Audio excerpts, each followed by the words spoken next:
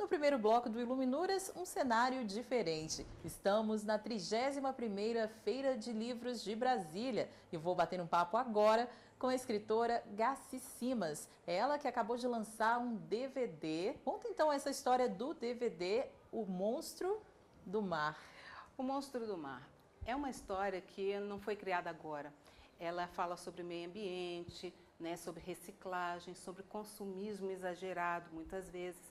E eu escrevo mais para criança. E a gente tem essa obrigação, digamos assim, de passar essas regras, né, e combater alguns maus hábitos, né, na infância. E nasceu como DVD porque também os deficientes visuais precisam ter acesso a mais material, né? Você é uma escritora, inclusive, preocupada com isso, né? Além das publicações em português, tem também espanhol, tem Esperanto e Braille. Me conta um pouco dessa experiência em Braille. O que acontece? Eu lecionei a minha formação em educação e eu lecionei para criança, jovem e adulto, deficiente e não. Deficiente, eu só não trabalhei com deficiência, os pequenininhos, completa, né? A primeira fase. Mas eu lecionei para todos, para cegos, para surdos, para deficientes múltiplos. Então eu sempre procurei também manter um trabalho voltado para eles. Agora você é carioca, mora aqui em Brasília desde 1980. Exatamente. E foi aqui em Brasília, na verdade, que você começou a escrever, aliás, a publicar, né? Porque escrever você escreve desde criança. Eu comecei a escrever com 13 anos, né? Normalmente as pessoas que já trazem isso começam a escrever desde cedo. Agora, uma grande diferença entre escrever e publicar, né? Então, eu comecei a escrever em criança, fazia trabalho para os outros, né? Contava história. Eu sou filha mais velha, neta mais velha, então contava para meus irmãos, meus primos. Depois me tornei educadora, então para os meus alunos. Mais tarde, aí já aqui em Brasília, fui mãe, meus filhos e continuei nessa parte de educação. E sempre voltado, a minha literatura é mais infantil, tá? Eu escrevo para todas as idades, mas é mais voltada para a parte infantil. Agora, qual que é esse caminho aí, né, entre escrever e publicar, que você mencionou, é muito difícil, né, também. Como que você avalia o mercado, as chances que são dadas aí para o escritor? Olha, existem muitas coisas por aí. Muitas editoras, mas as pessoas, como o fio condutor normalmente é o comércio, as grandes editoras preferem os nomes muito conhecidos, né? E quem está começando tem que batalhar seu livrinho. Como eu acho que eu tenho, digamos assim, uma grande vantagem como educadora. Eu deixei a sala de aula, mas não deixei as escolas. Então, o meu público maior é dentro das escolas. Tem escolas que adotam meu livro todo ano, então isso já é legal. Tem escolas com bastante trabalho que a gente faz, porque leva o livro, faz uma contação de história, faz uma oficina, faz um trabalho completo, casado com o que a professora está indicando, está trabalhando no momento. Qual que está sendo a repercussão do Jardim de Poesia? Ela está sendo muito bem aceita. Eu criei, algumas poesias nasceram fora do Brasil e outras nasceram aqui. O Jardim de Poesia é poesia para criança e poesia rimada. Isso faz com que a criança tenha uma afinidade maior, que ela brinque mais com as palavras, brinque mais com o que ela está visualizando na hora. A imagem que ela faz, ela associa a palavra rimada e isso dá um jogo muito legal dentro de sala, sabe? Eles criam poesia na hora, versos e isso aí vai andando com eles. Muito bom.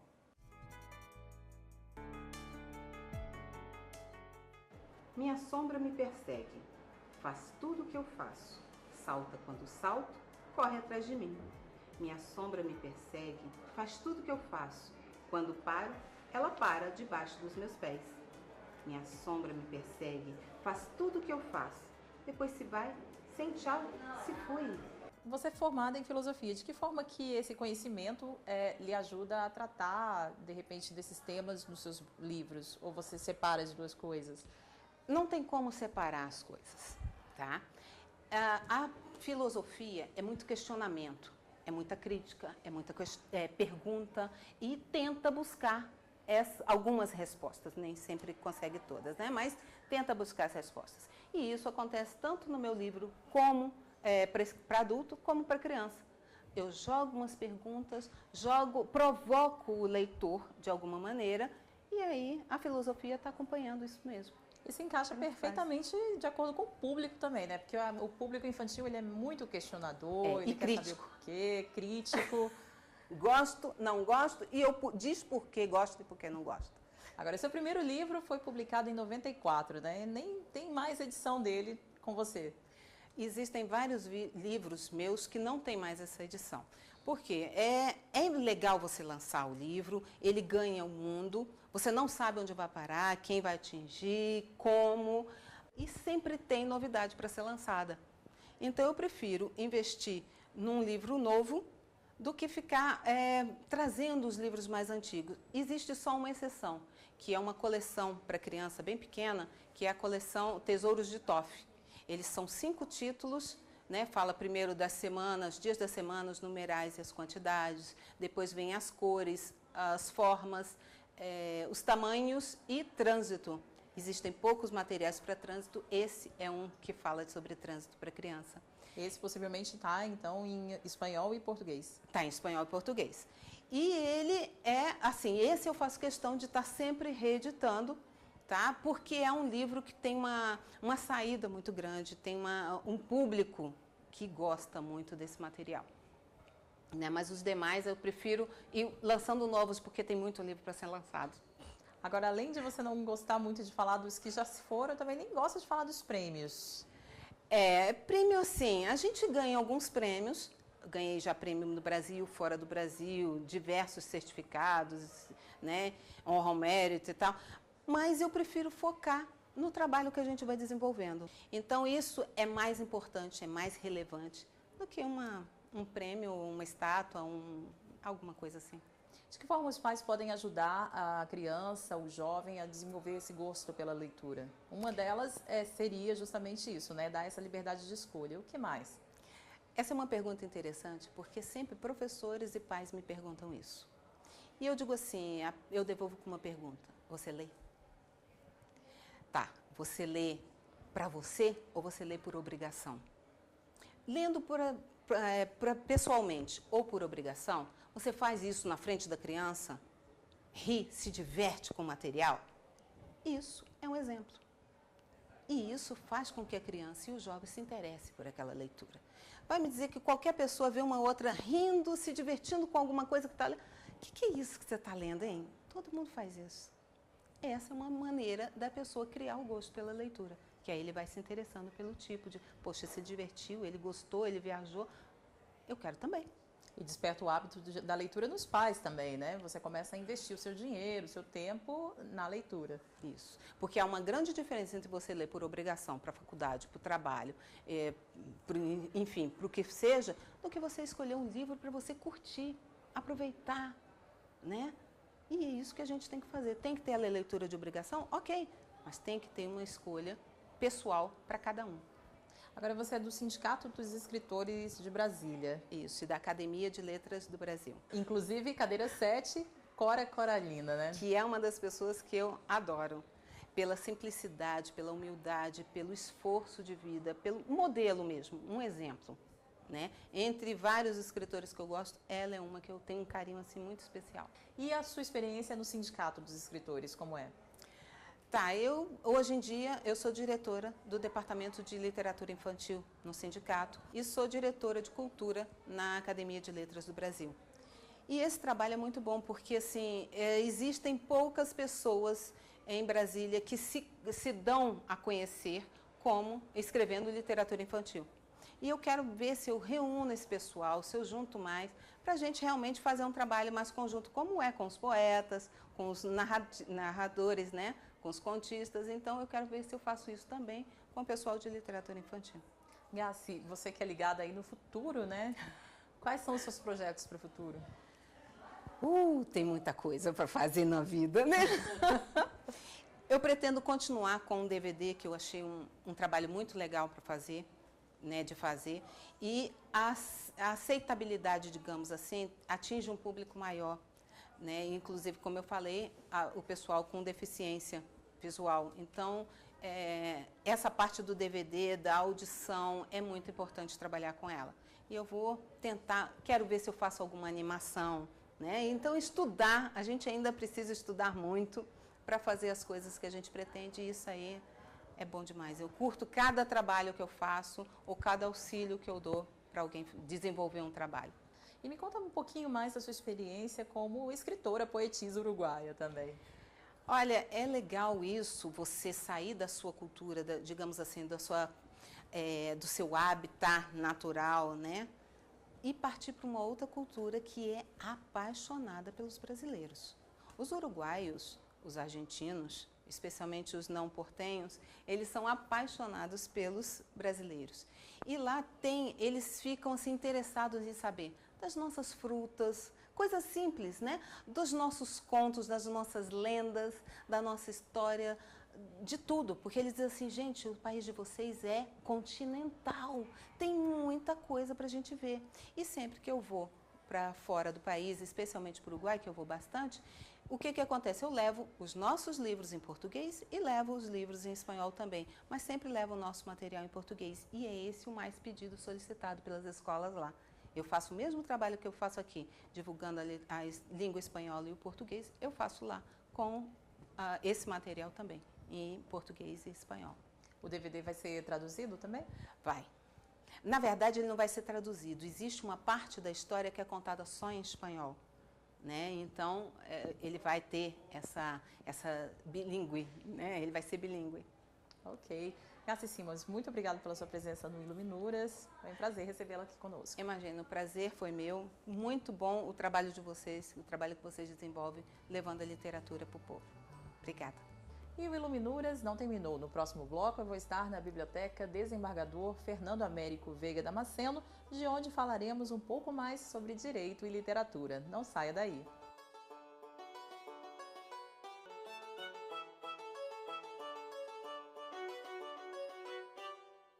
Ele fez direito por influência de um amigo e hoje é advogado e professor universitário.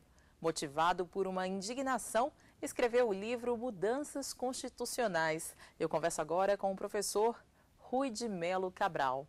É um grande prazer atender ao chamamento de vocês. De que forma você avalia a indignação? É um sentimento aí produtivo? Eu acho que o ser humano, em dado momento da vida, e principalmente quando os fatos, né, o levam à indignação, ele precisa manifestar esse sentimento. No seu caso, a sua indignação gerou o livro Mudanças Constitucionais. Quais seriam essas mudanças que você sugeriu aqui? Olha, a princípio, eram mudanças pontuais, poucas, inclusive. Mas eu estava com tempo, porque aguardava uma autorização para fazer um estudo no exterior, e comecei com essas mudanças pontuais de que falei, e depois fui analisando a Constituição do início ao fim dela. Cita um exemplo de alguma dessas mudanças propostas. Existe uma que alguns juristas dirão que vai abalar a estrutura do direito, as bases do direito, que seria a relativa ao ato jurídico perfeito, ao direito adquirido e à coisa julgada. Esses três pilares, vamos dizer, do Estado de Direito e de uma sociedade organizada, tem essa sustentação e que, ao longo da história do homem, né, da nossa civilização, foi consolidado e é tido como elementos quase que imutáveis. Mas, no nosso entender, o problema está na origem da aquisição. E em todos eles, e nos três pelo menos, poderíamos rever E qual que é a proposta, por A exemplo? proposta seria, baseado em determinados princípios, que é uma proposta nossa para o artigo 1º da Constituição Federal, que seriam alguns valores que seriam tidos como valores da sociedade brasileira. Agora, o livro foi escrito em 2011. Sim. Você também é professor de Direito, né? Ele foi escrito com essa proposta também de reflexão junto aos seus alunos? Sim, e até o lançamento feito na Universidade Católica, nós fizemos uma proposta exatamente de reflexão, né, desta obra, e esperamos, né, que ela ganhe espaço e possa trazer, eu não diria luz ao mundo jurídico, não ousaria tanto, mas pelo menos que questione e que possa servir de estímulo para algumas mudanças. Algumas delas já aconteceram, inclusive. De nossa proposta, vimos acontecer. Não que ele serviu para isso, mas elas aconteceram após o lançamento de nossa obra. Por exemplo, o trabalho doméstico foi um que já... O voto secreto existe hoje lá no Congresso, tramitando. Então, contempla já na nossa proposta de emenda. Quer dizer, já era um livro inovador em 2011, né? Era. Agora, você como professor e também advogado, qual a importância da leitura? Olha, a leitura, eu creio que orienta o nosso caminho e eu diria a própria construção de nosso preparo na vida, parte da leitura. Parte da leitura. Na minha infância, e eu gostava muito da poesia, né? Era um veio, vamos dizer assim, mas que ao longo do tempo eu não abandonei, mas foi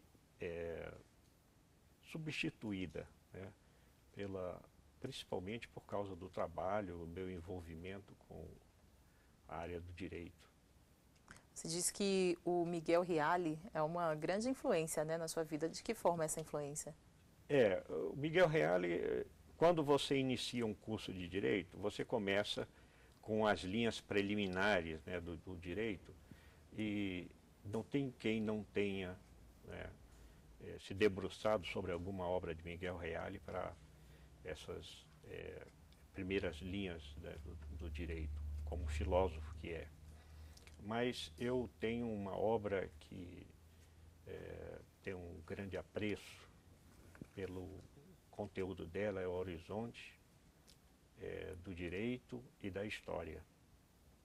É uma obra que tem um fundo filosófico, mas também contempla, né, uma perspectiva ampla, né, das conquistas, né, que o homem experimentou em termos de cultura jurídica. Então, essa obra marcou minha vida. Eu gosto muito e volto de vez em quando a ler, né, esta obra. Então, devido à importância, vamos conhecer um pouquinho mais de Miguel Reale.